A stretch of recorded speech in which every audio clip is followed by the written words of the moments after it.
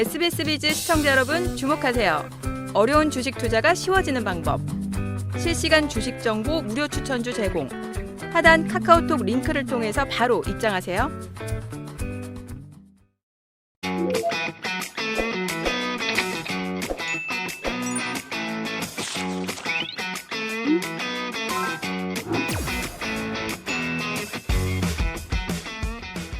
고수만을 기준으로 선별한 종목을 집중 탐구해보는 종목 돋보기, 이번에는 나성민 고수님과 함께 볼 텐데요.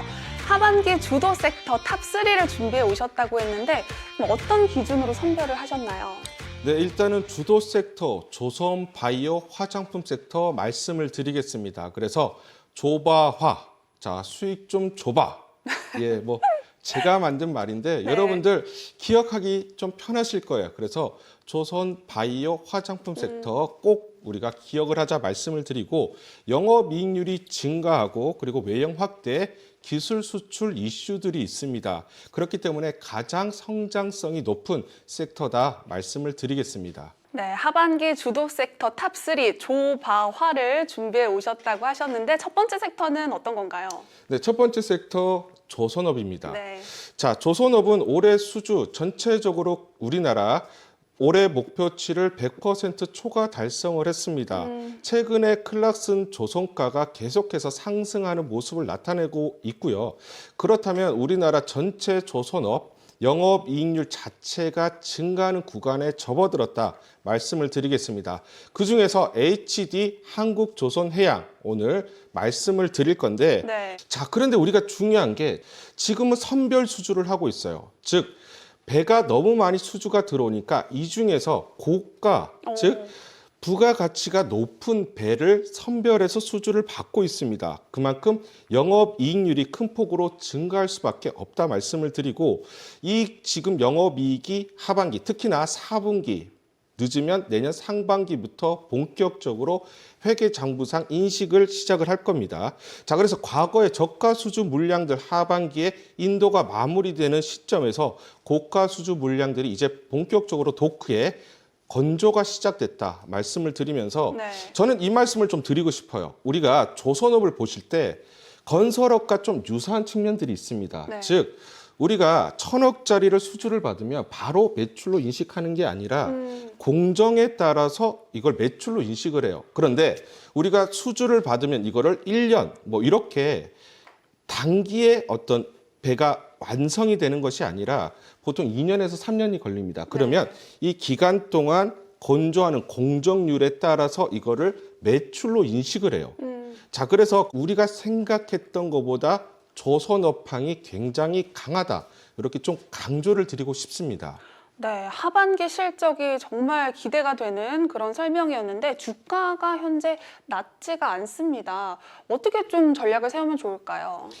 HD 한국조선해양 가격이 주가가 자체가 많이 올라온 것 같지만 사실은 이제 시작이다라고 보고 있어요. 다만 2분기 실적 발표를 하고 8월 초까지 급격하게 상승을 했지만 최근에 기간 조정이 조금씩 나타나고 있습니다. 제가 아까 말씀을 드렸다시피 우리가 공정률에 따라서 매출로 인식을 하는데 자, 3분기는 우리가 여름 휴가도 갑니다. 네. 그리고 9월 달에 추석도 있어요. 그러면 우리가 조업 일수가 짧을 수밖에 없죠. 네. 그러면 공정하는 기간이 짧다라는 것은 매출이 2분기와 플랫하거나 아니면 조금 빠질 수가 있어요. 그래서 이런 불확실성이 있기 때문에 지금 주가가 옆으로 좀 횡보를 하는 측면들이 있다.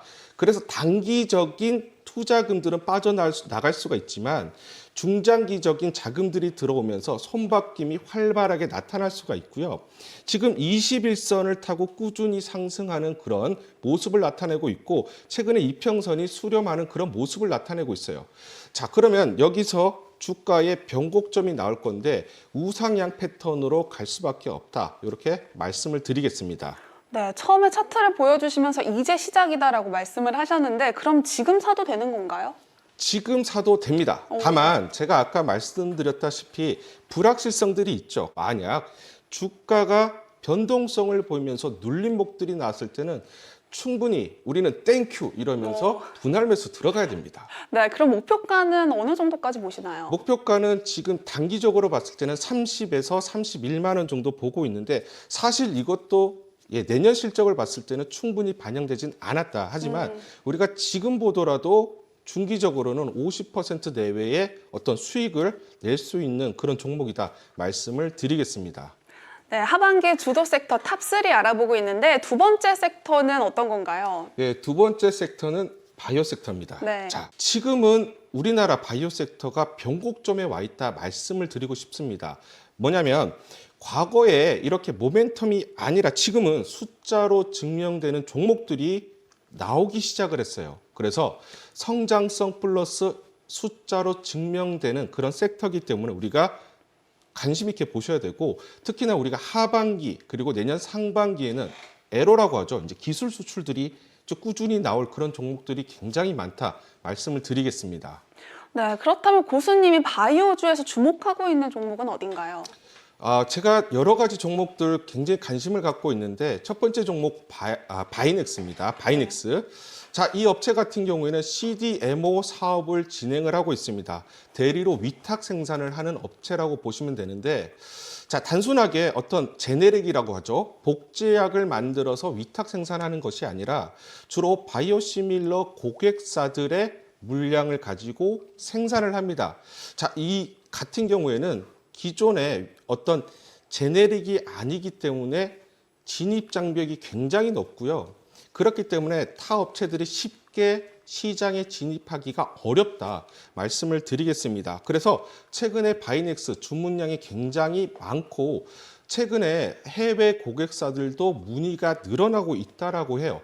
특히나 우리가 주목해야 되는 시점은 하반기부터 체질 개선이 나타나기 시작한다라는 거고 내년 상반기에 되면 완전히 회사가 다른 모습으로 체질 개선이 완료가 될 수가 있다 말씀을 드리겠습니다. 네, 말씀해주신 바이넥스는 생물보안법 수혜주로 자주 언급이 되는 종목입니다. 고수님이 직접 기업 탐방을 가시기도 하고 또 담당자들과 미팅도 하신다고 들었는데 혹시 알고 계시는 비하인드 스토리가 있을까요?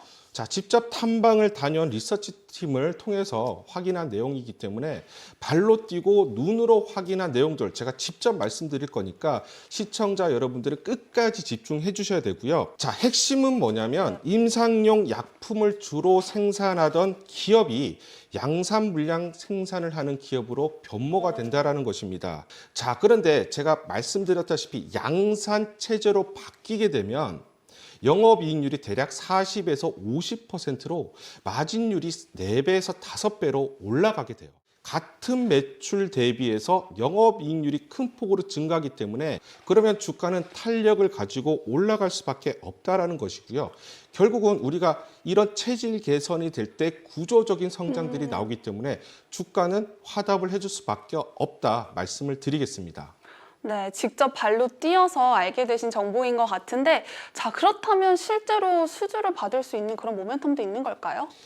근데 일단은 우리가 중요한 게 이 종목에 저희가 리서치 팀을 통해서 확인한 내용 말씀을 드리면 공시사항은 아닙니다. 공시사항은 아니지만 IR팀에서도 시장과 계속해서 소통을 하고 있고요. 하지만 하반기에 국내 한 곳 그리고 하반기 특히나 외국 2곳 또는 3곳과 접촉이 있다라고 해요. 특히나 국내 고객사와는 어느 정도 마무리가 됐다. 그래서 하반기부터 본격적으로 생산에 들어갈 거고요. 이 물량이 중요한 게 뭐냐면 대략적으로 5,000리터 정도 됩니다. 그러면 바이넥스가 가지고 있는 기본적인 캐파에서 대략 30% 내외 정도 차지를 하고요.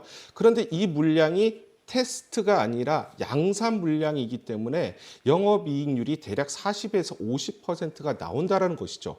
자, 그러면 이 물량이 곧 9월, 빠르면 9월, 늦으면 하반기부터 나오기 시작하기 때문에 영업이익이 큰 폭으로 증가할 수밖에 없다 말씀을 드리겠습니다. 네, 그렇다면 차트를 보면서 매수 타이밍은 언제로 잡으면 좋을지 함께 알아보도록 하겠습니다. 일단 우리가 매수 측면에서 봤을 때 대략적으로 일봉상 21선을 좀 보실 필요가 있다. 그래서 2만 원 초반이면 충분히 진입하기 부담스럽지 않은 가격대다.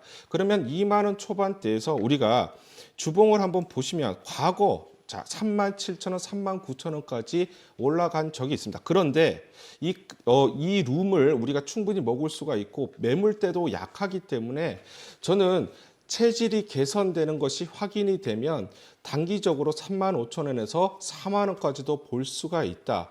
그러면 우리는 여기서 대략 50%에서 크게 중장기로 봤을 때는 100%까지도 상승이 있지 않을까. 그러면 우리가 충분히 수익을 낼 수 있는 구간이다. 말씀을 드리겠습니다. 네, 나성민 고수님과 함께하고 싶은 분들은 필살기 고수회전을 검색한 후에 채널 추가해 주시기 바랍니다. 그리고 재테크존 앱을 다운로드하시면 더 많은 고수들의 핵심 투자 노하우 확인하실 수 있습니다. 자, 하반기 주도 섹터 탑3 조바화 알아보고 있는데요. 마지막 섹터는 화장품주겠죠? 네, 마지막 섹터 화장품 예, 말씀을 드리도록 하고요. 일단 화장품 섹터는 여러 가지 이슈들이 있지만 상반기 너무 좋은 모습을 보여줬고요. 단기적인 차익 매물들이 나오지만 우리가 본격적인 성수기는 하반기다 말씀을 드리고 대장주 역할을 하는 것은 지금 실리콘2입니다. 네. 그래서 실리콘2는 모든 분들, 많은 분들이 아시기 때문에 오늘 소개해드릴 종목은 아모레퍼시픽입니다. 최근에 급락을 했어요. 그래서 많은 분들이 좀 물려있는 상황이고 또는 최근 주가가 하락을 하다 보니까 관심을 가지는 분들도 많이 계신 것으로 예상을 하고 있습니다. 그래서 너무 빠졌는데 언제 진입을 해야 되느냐 이런 것들을 또 여러분들이 궁금해 하실 것 같아서 이 종목 안내를 드리도록 하겠습니다. 네, 화장품 섹터 준비를 해주셨는데 요즘에 뭐 K-팝, K-푸드에 이어서 K-화장품이 참 인기고 요즘에 한국식 화장법도 굉장히 유행이더라고요. 이렇게 인기가 많은 이유가 뭘까요? 네, 일단은 첫 번째 K컬처의 영향이라고 보시면 되는데 네. 뭐 다들 아시기 때문에 제가 긴 말은 하지 않겠습니다. 하지만 K컬처가 단순한 한때의 유행이 아니라 하나의 메가 트렌드로 잡혀가기 시작을 했고요. 서구권에서 주류 문화로 자리를 잡고 있습니다. 그렇기 때문에 K컬처에 대한 영향은 지금 시작 단계라고 보시면 될 것 같아요. 자, 그리고 우리 혹시 앵커님 네. 화장품 구매하실 때 어떤 점들을 좀 많이 생각을 하시나요? 저는 아무래도 제 피부에 잘 맞는 제품력이 좋은 화장품을 고르는 것 같아요. 네, 그래서 우리가 많은 여성분들이 네. 여러 가지 이유들이 있을 텐데 네. 뭐 말씀을 주셨지만 피부톤을 밝게 한다든지 자기에게 맞는 그런 제품들. 그런데 특히나 이렇게 효능이 좋지만 가성비가 뛰어난 제품에 대해서 계속해서 소비가 늘어나고 있습니다. 맞아요. 자, 그래서 우리는 가성비가 뛰어난 한국 화장품 주목을 해야 된다 말씀을 드리는데 코로나 이후에 우리가 물가가 굉장히 많이 올랐어요. 자, 그러면 비단 우리만 물가가 오른 게 아니라 미국도 물가가 올라갔기 때문에 가성비가 좋은 제품에 대해서 소비가 꾸준하게 계속적으로 증가를 하고 있다라는 거죠. 자, 미국도 이게 하나의 트렌드로 잡혔다라는 거고요. 고가 제품 선호도가 떨어지고 중저가 제품 선호도가 상승하고 있다. 그래서 실제로 소비가 많이 일어나고 있고요. 자, 그리고 우리가 중요한 게 세 번째로 우리나라 한국 화장품 같은 경우에는 뛰어난 기획력이라고 보시면 되겠습니다. 시장에 살아남기 위해서 한국의 그 까다로운 한국의 소비자들의 입맛에 맞는 기획력과 생산 능력을 갖추면서 경쟁력을 강화했습니다. 이게 지금 빛을 발하고 있다 말씀을 드리고 또 뭐 우리가 제품이 워낙 싸다 좋다라고 얘기를 하지만 가격이 너무 싸도 제품이 좋지 않으면 사질 않죠. 그래서 지금 트렌드의 한국 화장품이 부합한다 말씀을 드리고 이런 가성비를 앞세운 한국산 화장품에 대한 소비 증가 한때 유행이 아니라 하나의 트렌드로 자리를 잡고 있다 말씀을 드리겠습니다. 네, 그런데 세 번째 종목으로 말씀해주신 아모레퍼시픽이 매출 하락이 계속 지속되고 있습니다. 2분기 실적도 그렇게 좋지는 않았죠. 네, 이번에 2분기 실적 발표를 했는데 제 두 눈을 의심을 했어요. 자, 영업이익이 42억이 나왔습니다. 처음에 저는 420억을 잘못 읽은 줄 알았어요. 그래서 시장 예상치 대비해서 한 90% 이상 하회하면서 어닝 쇼크가 나왔습니다. 그래서 주가가 급락하는 모습을 보였고요. 그래서 우리는 아모레퍼시픽 같은 경우에는 실적 성장주로 볼 것이 아니라 턴어라운드 종목으로 보셔야 됩니다. 실적이 턴어라운드 하는 그런 종목으로 접근을 하셔야 되고요. 실적이 턴어라운드 할 때쯤이면 주가가 바닥을 잡고 반등하는 그런 탄력도도 강하다 말씀을 드리겠습니다. 자, 먼저 영업이익이 큰 폭으로 감소한 원흉은 중국향 매출입니다. 네. 자, 많은 분들이 아시겠지만 아모레퍼시픽 같은 경우에는 중국향 매출이 굉장히 많아요. 그런데 중국향 매출에 대해서 적자폭이 대략 한 200억에서 300억 정도로 예상을 했는데 500억 정도가 나왔습니다. 그러나 4분기부터는 이 적자폭이 큰 폭으로 줄어들 것으로 보고 있습니다. 그래서 첫 번째 포인트는 이 포인트, 중국향 적자폭이 줄어들기 시작한다. 이 점입니다. 네, 중국향 적자 폭이 줄어드는 것도 참 중요한 모멘텀이겠지만 이제는 비중국 매출도 참 중요한 시대잖아요. 예, 맞습니다. 지금 우리나라 한국 화장품 종목들을 보시면 주가가 강한 종목들은 미국향 매출이 많은 종목들이에요. 네. 그래서 저는 아모레퍼시픽의 자회사 코스RX를 좀 주목하자 말씀을 드리고 싶은데 특히나 이 자회사 코스RX 미국 매출이 눈에 띄게 증가를 하고 있습니다. 그래서 아모레퍼시픽 실적을 보시면 미국향 매출이 대략 50에서 60% 정도 증가를 했는데 코스RX가 대략 60%에서 50%를 차지합니다. 그래서 아모레 실적에서 코스RX가 대략적으로 영업이익에 300억 내외 정도 나온 것으로 추정이 되고 있고요. 그렇기 때문에 이 부분 미국에 대한 매출이 하반기에 더 큰 폭으로 늘어나기 때문에 전반적으로 매출, 즉 중국향 매출이